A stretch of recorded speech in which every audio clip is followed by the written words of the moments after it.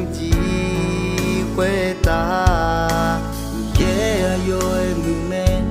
nga makalia amu quê ta yeah rồi mai mừng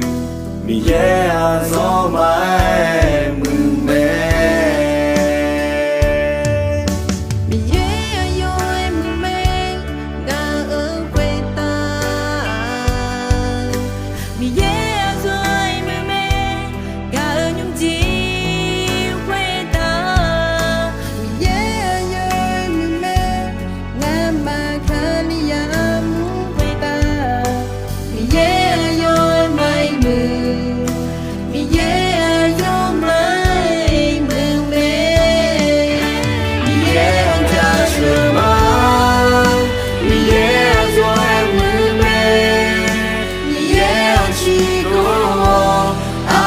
cho nhau ta chờ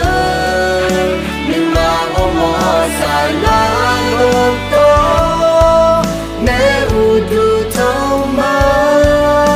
mi yeah rồi mai mừng mi yeah rồi mai mừng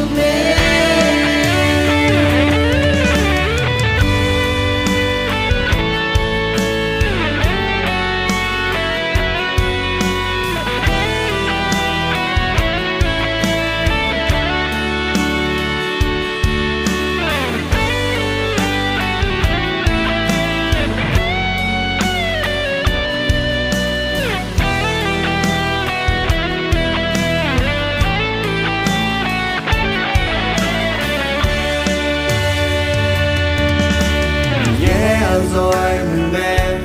nga ở quê ta mi yeah rồi mừng men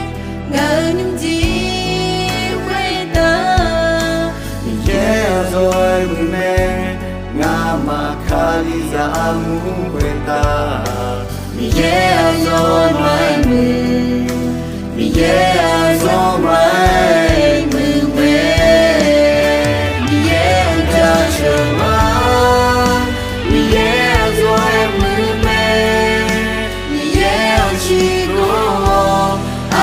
cho nhau ta chờ nhưng mà ôm mơ xa lắm đâu có nếu đủ thâu mà mi yeah rồi mai mừng mi yeah rồi mai mừng mi yeah ta chờ mà mi yeah rồi mừng mi yeah chỉ có cho nhau